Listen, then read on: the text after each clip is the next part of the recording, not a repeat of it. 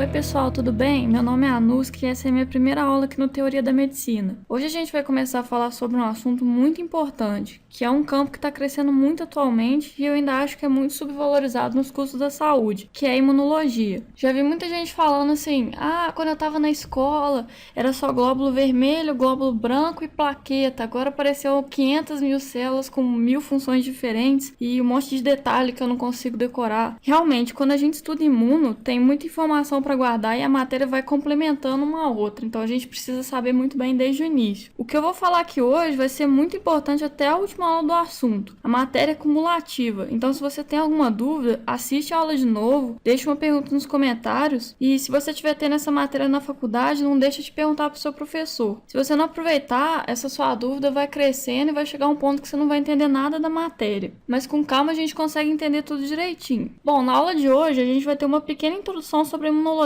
e a gente vai começar a falar da imunidade inata e de células que vão ter participação nesse processo. Então, para começar, o que estuda a imunologia? Basicamente, a gente vai aprender como funciona o nosso sistema imunológico, mas aí você pode perguntar, e para que serve o nosso sistema imunológico então? Bom, basicamente ele serve para nos defender de qualquer vírus, bactéria, fungo ou alguma substância que entre no nosso corpo e possa nos fazer mal. Daqui para frente a gente vai chamar esses vilõezinhos da saúde de patógenos. Hoje em dia, muito tem se investido no campo de pesquisa da imunologia, porque muitas doenças que são bastante prevalentes na população têm um raciocínio imunológico. Se você não está conseguindo pensar em nenhuma, eu vou te dar alguns exemplos. Todos nós, não importa a idade, já tivemos alguma célula tumoral que poderia iniciar a formação de um tumor ou alguma neoplasia de qualquer tipo. O nosso sistema imune também é capaz de nos defender desse tipo de célula. Porém, ao que parece, às vezes ele acaba falhando e a gente tem o desenvolvimento de uma neoplasia. Algumas pesquisas indicam que daqui a algumas décadas no Brasil, o câncer vai ultrapassar as doenças cardiovasculares em número de óbitos. E isso já é uma realidade em alguns países. Dessa forma, eu nem preciso dizer por que é tão necessário que a gente invista nessa área. Outro problema que a gente pode ter por falha imunológica são as doenças autoimunes, que vão acontecer quando o seu sistema imune falha e começa a te atacar em vez de atacar patógenos. Acho que a doença autoimune mais famosa é o lúpus, que é um nome muito familiar, com certeza, para quem assiste House. Apesar dele e da equipe dele sempre descartarem o lúpus, é uma doença relativamente comum e a gente com certeza vai se deparar com um caso até o fim da faculdade. Outras doenças autoimunes muito comuns são a artrite reumatoide e a tireoidite de Hashimoto, que é a principal causa de hipotireoidismo. Outro campo de atuação da imunologia é com relação aos transplantes. Hoje em dia, essas cirurgias estão muito avançadas e a gente consegue transplantar vários órgãos, como coração, rins, fígado. Mas aí como é que você vai saber se uma pessoa é compatível com a outra? E se você achou uma pessoa compatível, transplantou o órgão, mas aí teve rejeição? O que aconteceu? O que você vai fazer agora? Tá vendo? Até se você for cirurgião, você não vai escapar de saber pelo menos um pouquinho de imuno. Só para finalizar os exemplos, a gente também vai estudar muitas hipersensibilidades. E dentro delas, a gente inclui as alergias. Com certeza você tem alguma alergia ou conhece aquela pessoa que é alérgica a tudo. E o tratamento imunológico que a gente tem para as alergias hoje em dia ainda é muito falho. A pessoa tem que ficar tomando um monte de agulhadas e às vezes no final do tratamento volta tudo igual era antes. Mais uma vez, é um ponto importante para que se invista em pesquisas científicas. Bom, todos esses assuntos que eu falei aqui hoje ainda vão ser abordados em aulas futuras, mas antes da gente entender como é que eles funcionam, a gente precisa entender antes como trabalha o nosso sistema imune, e é isso que a gente vai começar a fazer agora. Bom, para iniciar o nosso estudo então, é importante falar que a gente vai ter dois tipos de imunidade, a imunidade inata e a imunidade adaptativa. A nossa imunidade inata, que também é chamada de inespecífica, vai ser nossa primeira linha de defesa contra qualquer coisa que entre no nosso corpo. Você já nasce com a sua imunidade inata. Muita gente, por alguma razão que eu desconheço, acha que essa imunidade é fraca, que ela não serve para muita coisa e que ela não é tão boa assim. Mas na verdade, ela é extremamente eficiente. Muitas vezes ela vai dar conta do recado sozinha e não vai precisar nem da imunidade adaptativa para entrar em ação. Uma pessoa normal fica doente, sei lá, no máximo umas 4, 5 vezes por ano. Isso porque tem gente que nem fica isso tudo. E se você for pensar, a todo momento você está entrando em contato com vírus, bactéria e coisas que podem te deixar doente. Mas mesmo assim, isso vai acontecer poucas vezes. Por isso que a gente tem muito a agradecer a nossa imunidade inata. Bom, então dentro dela nós vamos ter dois mecanismos para evitar que os patógenos causem estragos. O primeiro vai ser bem simples, são as barreiras, que nós vamos falar melhor daqui a pouco. O segundo vai ser a inflamação, que vai acontecer no caso das barreiras não funcionarem e o patógeno invadir o seu tecido. A inflamação é um assunto muito maior e a gente vai discutir ela melhor na próxima aula. Se a imunidade inata não dá conta do recado, aí vai entrar em ação a imunidade adaptativa, que também é chamada de imunidade específica. Se a imunidade inata era como um exército, a imunidade adaptativa vai ser como um assassino, um especialista no que ela está fazendo. Tipo aqueles assassinos de filme que sabem a hora que a pessoa chega em casa e ficam lá esperando ela até eles conseguirem o que eles querem. Por meio de interações com a imunidade inata, que a gente ainda vai explicar nas próximas aulas, a imunidade adaptativa vai coletar informações sobre o patógeno e vai conseguir agir especificamente contra ele, criando maneiras muito efetivas de eliminar o que quer que seja. As células que vão fazer isso na imunidade adaptativa vão ser os linfócitos. E a gente vai ter os linfócitos do tipo B e os linfócitos do tipo T, sendo que o linfócito B vai ser produtor de anticorpos. A gente ainda vai falar muito sobre anticorpo aqui e essas substâncias vão ter uma importância muito grande no sistema imunológico. Bom, nesse momento é só isso que eu espero que você saiba de imunidade adaptativa. A gente vai focar muito mais na inata agora e depois a gente vai retomar esse assunto. Uma observação que eu gostaria de fazer aqui também é que essas observações são meramente didáticas. Nas próximas aulas, a gente ainda vai discutir algumas células que ainda não se sabe se são da imunidade inata ou da imunidade adaptativa. Então tenha em mente que isso é basicamente didático. Na verdade, o sistema imunológico é um só. Bom, agora falando mais especificamente sobre imunidade inata. Essa imunidade, ela não quer nem ter que lidar com o patógeno. Ela prefere evitar que o problema comece, em vez de ter que tentar lidar com ele depois. Por isso, a primeira linha de defesa que a gente tem na imunidade inata vão ser as barreiras, que são isso mesmo que você está pensando. Nossa pele, por exemplo, é a nossa maior barreira. Por isso que quando a gente sofre um corte ou um machucado, sempre vem uma avó ou uma mãe cheia daquelas coisas que ardem pra gente passar em ferida, para que aquilo não inflame e infeccione. Porque querendo ou não, você acabou de perder uma grande aliada da sua imunidade inata. Outros mecanismos de barreira que a gente pode citar são a nossa acidez estomacal, que vão tornar um ambiente muito ácido para o crescimento de patógenos. Nós também vamos ter a lisozima, que é uma enzima presente nas lágrimas capaz de fazer lise de parede celular bacteriana. O nosso suor também. Muitas vezes ele vai diminuir o pH na nossa pele e não vai deixar um ambiente ideal para o crescimento de bactérias. Um outro exemplo interessante vai ser o epitélio do trato respiratório, que é um tecido ciliado com produção de muco. Se entrar alguma bactéria no nosso trato respiratório, ela agarra nesse muco e o batimento dos cílios faz com que ela seja deslocada para a orofaringe. Uma das razões pelas quais a gente tem mais doenças do trato respiratório no inverno é que o batimento desses cílios vai ser mais lento e com menor frequência. Além do fato que no inverno a gente gosta de ficar em mais ambientes fechados. Quando a gente vai para aula, ninguém abre a janela, fica todo mundo naquele calor. Se mesmo com todos esses mecanismos o patógeno conseguir invadir o seu tecido, a imunidade inata vai se valer do segundo mecanismo mais importante que ela tem, que é a inflamação. Como eu falei, a inflamação vai ser um assunto à parte, a gente vai ter que ver ela mais detalhadamente na próxima aula, porque tem muita coisa legal para comentar sobre esse assunto. Bom, pessoal, eu falei para vocês que a nossa imunidade inata vai ser nossa primeira linha de defesa contra qualquer coisa que entre no nosso corpo. Mas aí você que está aí em casa assistindo esse vídeo, talvez tenha se perguntado, mas como é que ela vai saber no nosso sangue ou nos nossos tecidos o que é uma bactéria, o que é um vírus e o que é uma célula própria? Essa diferenciação vai ser feita porque nas células da imunidade inata, que a gente vai discutir um pouquinho mais daqui a pouco, a gente vai ter receptores chamados de receptores Toll-like. Esses receptores Toll-like vão funcionar reconhecendo os chamados PAMPs, padrões moleculares associados a patógenos. O que eu quis dizer com isso? Esses receptores vão atuar reconhecendo coisas que são comuns de se encontrar em bactérias, vírus, fungos e qualquer coisa que entre no nosso corpo, mas que não são comuns nas suas células próprias. Alguns exemplos de PAMPs que a gente tem vão ser o lipopolissacarídeo, ou LPS, que para quem já estudou microbiologia, sabe que é uma substância estrutural da bactéria gram-negativa. Outra coisa muito comum nas paredes de bactérias são resíduos de manose, que a gente não acha no nosso corpo e vai ser um PAMP muito fácil do receptor Toll-like reconhecer. Com exemplos mais relacionados a vírus, a gente pode citar um RNA dupla hélice, que a gente não acha em lugar nenhum no nosso corpo.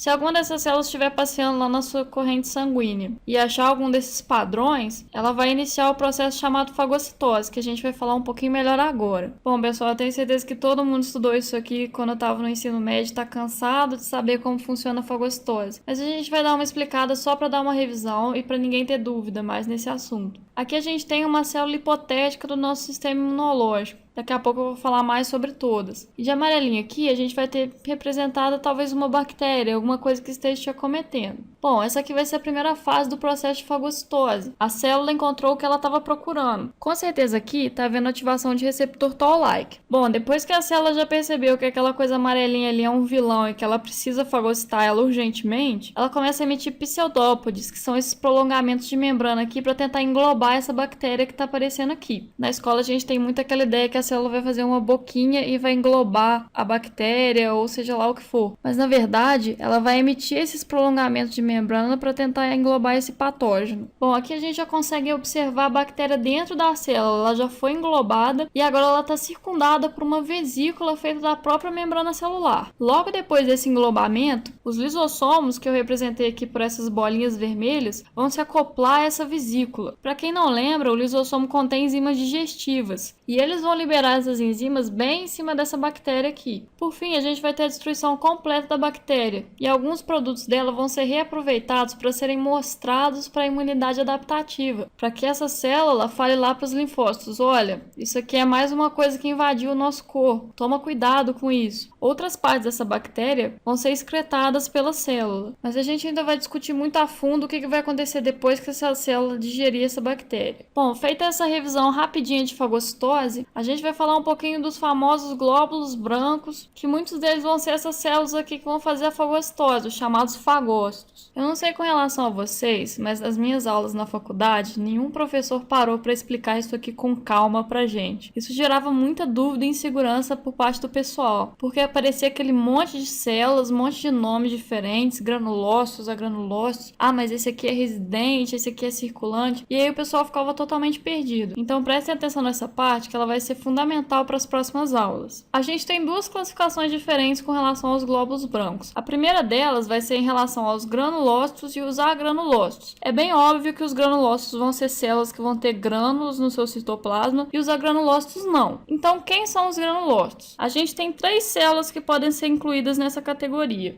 o neutrófilo, o eosinófilo e o basófilo. Dentro da categoria dos agranulócitos, a gente tem os linfócitos e os monócitos. A outra classificação que a gente vai ter para essas células é se elas são circulantes ou não circulantes. O que eu quero dizer com isso? As células circulantes vão estar na nossa corrente sanguínea, passando pelo corpo inteiro. As não circulantes vão estar morando dentro de um tecido, elas ficam lá como se fossem sentinelas em posições muito específicas. Eu vou falar mais dessa classificação aqui nos próximos minutos, quando a gente estiver discutindo as células residentes. Prestem bastante atenção no esquema de cores que eu fiz aqui, que talvez ele possa ajudar vocês a entender um pouco melhor. Bom, a primeira célula que a gente vai falar vai ser sobre o neutrófilo. Ele é um granulócito e ele vai ser circulante. O neutrófilo é de longe a célula mais abundante que a gente vai ter dentre os nossos glóbulos brancos. Ele vai representar cerca de 60 a 70% dessas células. Como vocês podem observar nessa imagem representativa aqui, ele vai ter um núcleo multilobulado, chegando a ter de 2 a 5 lóbulos. E quanto mais lóbulos ele tiver, mais velha a célula é. O neutrófilo é uma célula que está sempre sendo substituída porque ela tem uma vida muito curta, de mais ou menos 6 a 8 horas. Ele é tão substituído pela medula óssea quanto as nossas células da pele são substituídas a cada dia. Além disso tudo, o neutrófilo vai ser um fagócito. O que isso quer dizer? Ele faz fagocitose. Bom, falando a nível celular, o neutrófilo vai ser a primeira célula que vai chegar lá na lesão quando a gente tem uma inflamação tecidual. É a nossa primeira linha de defesa celular. Ele é meio kamikaze. Por quê? Quando ele fagocita alguma coisa, ele acaba morrendo. Então ele mata o patógeno, mas acaba se matando também. Ele dá a vida dele por você. Com relação a essa informação, dá para entender um pouco por que ele vai ser tão substituído e vai ter uma vida relativamente curta. Como eu falei que toda hora tá entrando patógeno no seu corpo, esses neutrófilos estão ativos, estão te defendendo toda hora. E muitos deles vão morrer com isso e vão precisar ser substituídos logo. Outra coisa interessante para falar aqui é que quando a gente tem uma infecção no corpo, que já esteja acontecendo há algum tempo, não dá tempo suficiente da medula fabricar novos neutrófilos. Então ela começa a soltar no nosso sangue formas imaturas de neutrófilos, que são bastonetes, mielócitos, metamielócitos, entre outros. E quando a gente observa o hemograma que tem esses achados, a gente fala que ele está com desvio à esquerda.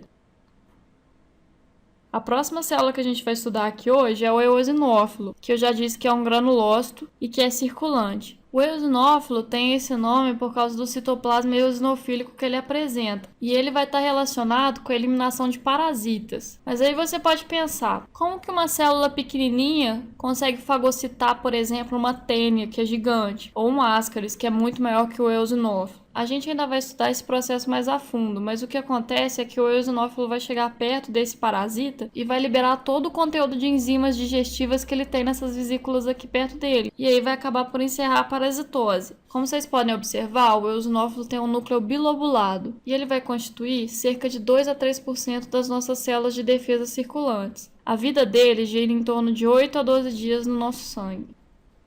Agora a gente vai falar um pouco sobre o basófilo. Ele é um granulócito e também é circulante. Ele tem esse nome pelo seu citoplasma extremamente basofílico. E algumas fontes citam que o núcleo dele é em formato de S, outras citam que é em formato de rim, outras citam que ele é bilobulado. Eu acho que não existe um consenso muito certo sobre isso, mas sabe que ele vai ser mais ou menos assim. O que vai destacar mesmo o basófilo é essa quantidade de grânulos presentes no citoplasma dele e o fato dele ser muito basofílico. Se eu falei que no citoplasma do eosinófilo a gente tinha essas enzimas que vão digerir os parasitas, no basófilo esses grânulos vão conter duas substâncias muito importantes, a heparina, que é um anticoagulante, e a histamina. A histamina vai ser uma substância de extrema importância no processo inflamatório. Ela que vai ser responsável, por exemplo, pelo prurido que a gente sente quando um pernilongo pica a gente. Mas isso tudo vai ser melhor explicado na aula de inflamação. Nesse momento não tem muito o que falar do basófilo, mas quando a gente discutir as alergias, a gente vai ter que tocar novamente nesse assunto, porque a histamina também vai ser a grande responsável por muitos sintomas que a gente vai observar na alergia. Agora que eu já falei dos granulócitos, vamos falar um pouquinho dos agranulócitos. Para começar, a gente tem o monócito. Talvez você não reconheça esse nome, mas com certeza você conhece a forma tecidual dele, que é o macrófago. Quando o monócito invade um tecido num processo de inflamação, por exemplo,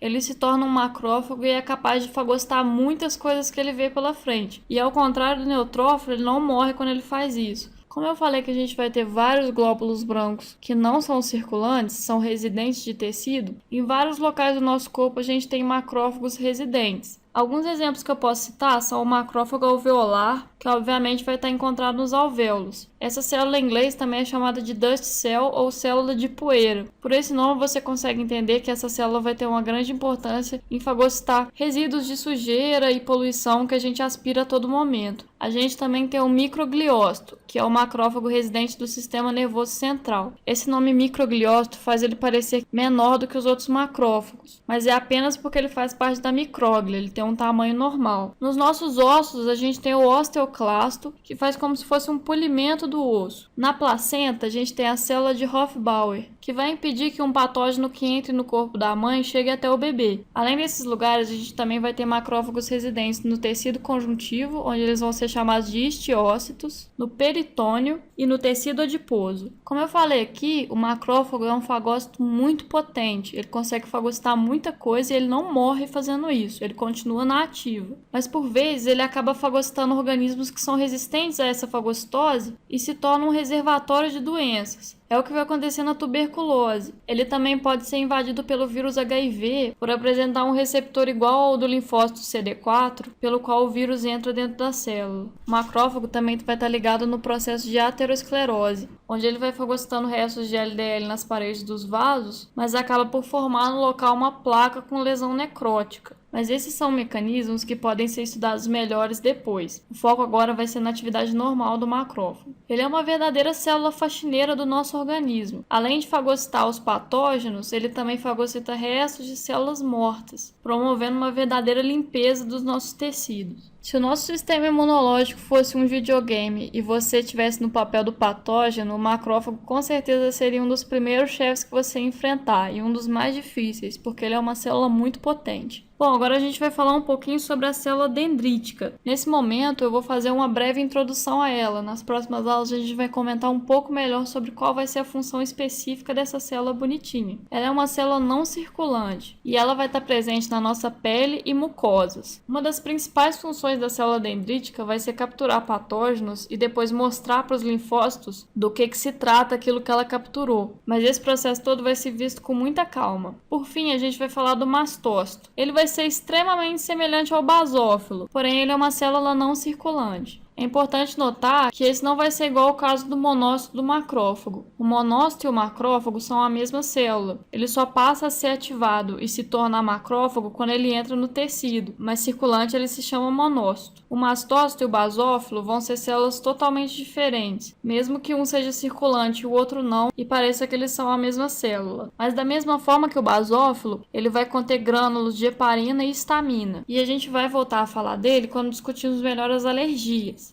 Você provavelmente deu por falta dos linfócitos. Eu não vou falar muito deles agora. Como eu disse, eles são parte da imunidade adaptativa e vão ser melhor discutidos junto com ela. Bom, era isso que eu tinha para falar na aula de hoje. Espero que vocês tenham gostado, espero que tenha ficado claro para todo mundo. Como eu disse, a gente não pode estudar imunologia tendo dúvidas, então se alguém não entender alguma coisa, pode perguntar na caixa de comentários, que de pouquinho em pouquinho a gente consegue entender tudo sobre a imunologia. Até a próxima aula, pessoal!